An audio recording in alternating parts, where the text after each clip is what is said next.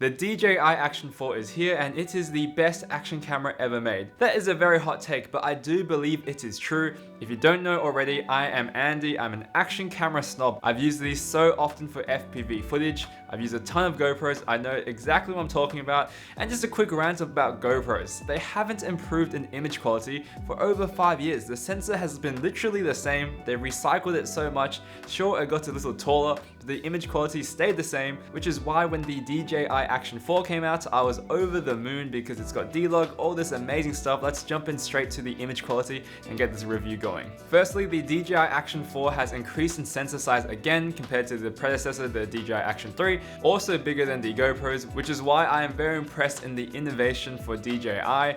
This has resulted in better dynamic range, better low lights, which you can definitely see compared to a GoPro. It now has D-Log, which is something that I'm very excited for. It's got 10 bits. It's going to give you some more dynamic range, maybe about 0.5 of a stop apparently, but I do think you can see it. It's probably not exactly the same as, for example, S-Log3 on my Sony camera. You can't push and pull it as crazily as you can there, but it's definitely a step in the right direction. Historically, I've complained that the DJI Action 3 didn't have very good dynamic range, which made me kind of stray away from that, but this has definitely solved that. Let me show you a very quick dynamic range, low light / image quality comparison between the Action 4 and the GoPro 11. So it is fairly dark, we're shooting in D-Log, everything's automatic right now, auto white balance, auto exposure, and this is what it looks like. Does it look any good? If I had a GoPro right now, the footage would be absolutely trashed, I can guarantee that. So if it doesn't look like super pixely, I'd be impressed. And the biggest difference here, thanks to the larger sensor on the DJI Action, is if you look at the bottom right corner and the batteries, the GoPro is a bit more mushy, and look at all that noise on the GoPro side. From here on out, I'm not going to compare this to the GoPro that much. I'll make a separate video about that.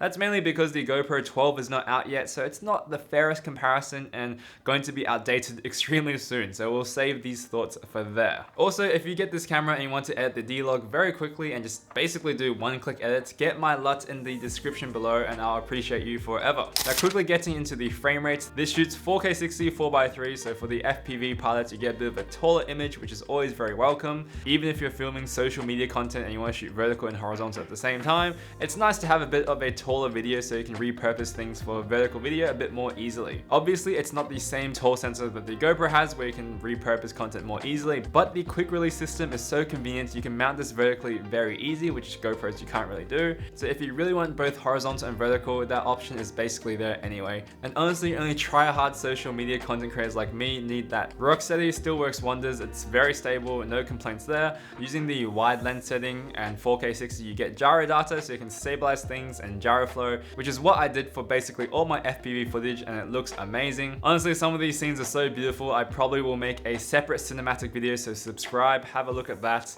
and you can see the camera in all its glory versus these little snippets. And all I'm saying is I'm so happy with the image quality. It is probably league leading, and I will definitely use this camera more. So I plugged this thing on so many FPV drones. The footage looks great. I also took it diving. It handled it no worries. It can go very deep, not a problem. There's supposed to be an underwater color correction feature, but in my case, I was freezing. It's the middle of winter right now, and I did not have the presence of mind to try that. It's very risky going auto white balance when shooting video, because once the white balance shifts, it looks like crap. So I didn't really test that out, but even that being said, the shots I got with this thing, I don't know if there's a location, that's probably part of it, but it just looks so good. I was very pleasantly pleased with the image. I couldn't do some crazy color correction because it was very blue, which is probably my fault, but the shots turned out very good regardless. Moving on to reliability, which is very contentious from a lot of GoPro users, but I've always said the Actions are very reliable,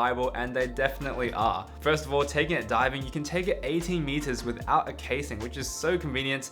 No need to buy something to try and make it go deeper. You can even buy something to go even deeper than that, but 18 meters is very deep. I've experienced absolutely no type of lagging, no type of losing my files, corrupting my files, and I've had no problems with this thing at all. I've also crashed this into many times trying to chase a mountain biker down a windy dirt track, and it did great. This thing held up great, not cracked at all, and it's also thanks to that cage you get with the action camera, which is very handy, limits the damage, and you can plug that in. That also enables you to mount your camera vertically, which is also very welcome. Also, the beauty of the action series from DJI, it's so reliable. You can film 4K 60, 4x3 for basically as long as you want. There's no overheating dramas, none of that crap. That's why this is such a good and reliable piece of machinery, and it's so great. And overall, these things are just priceless and so good to have. Now moving on to ergonomics, and the ergonomics on this is vastly better than its closest competitor, the GoPro. First of all, just on a very simple level, the fact that you got these sliding doors and it just opens like that, so convenient. Whereas on the GoPro, you gotta dig your nails in to release the thing. It's very difficult to use, very small problems, but it's nice that it's so much easier with the DJI Action. The menus and systems are very easy to navigate, and the magnetic quick release is so convenient. You just snap it on, snap it off, put it wherever you want if you've got that magnetic thing attached already. It's such a breath of fresh air and so useful. If you choose a bundle with the long selfie stick, that is also very useful. It helped me dive down deeper because I can't free dive at all, and basically I got to get closer to Chris, who was actually diving, and get some amazing shots with that huge reach. So super convenient, love the stick as well. Additionally, this is also smaller and a bit lighter than the GoPro 11, which is very welcome to the FPV community. Also, the front screen on the DJI Action 4 is actually a touchscreen as well, so you can change your settings, change your modes, which is very great. Now moving on to price, this is $399 US, which is the same as the GoPro with the subscription. So I guess you can say it's practically the same, but the subscription is not always bought with people. I don't know why people do that, but the fact that the price is the same,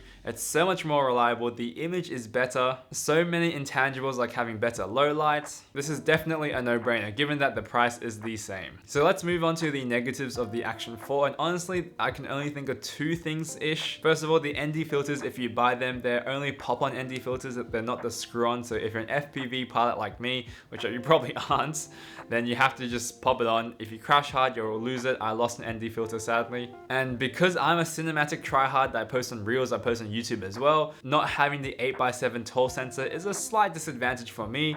But I can easily see the general public does not care about having an 8x7 or 7x8, whatever it is. And like I mentioned, you can put this into vertical mode so easily, so that's not really a problem. So overall, should you buy this action camera? Who should buy this action camera? Honestly, if I had an Action 3, just because I'm an image quality snob, I would get the Action 4 because the dynamic range is drastically better. If you're sick of GoPros freezing all the time, you do like motorbike stuff, you have it recording for ages, then you're definitely going to want to switch to the Action because these record basically forever and they're super reliable. And long story short, if you're new to the market, this really is as good as it gets right now. So I would just go ahead and buy this. I also have an affiliate link in the description below. It doesn't cost any more, it just helps me out, but if you don't want to buy it, no worries. Realistically, if you're upgrading from anything else, I would just sell it off and then buy this because this is so much better. It's not going to cost that much more. But it's always very important to be smart with your money and don't just buy gear for no reason. But just keep in mind, you probably won't have an outer body experience if you go from something like a DJI Action 3 to DJI Action 4, even though I think the upgrades are very, very good. So that's basically it. If you made it this far, I appreciate you guys a lot. And I know, although I got this camera early, I would never lie to you people. You'll see the footage on my drone in this little cinematic video all over Instagram. I've had a pleasure filming with this thing and hope you enjoyed. Sub, like, and I'll catch you in the next one.